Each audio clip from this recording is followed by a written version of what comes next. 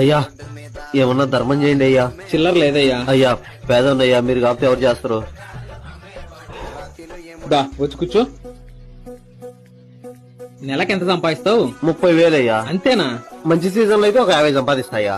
నా జీతం ఎంతో తెలుసా? నెలకి 20,000. దాంట్లో ఇంటి రెంట్ 8,000 పోద్ది. ఇంకాడికి ఎంత ఉన్నట్టు? 12,000 అయ్యా.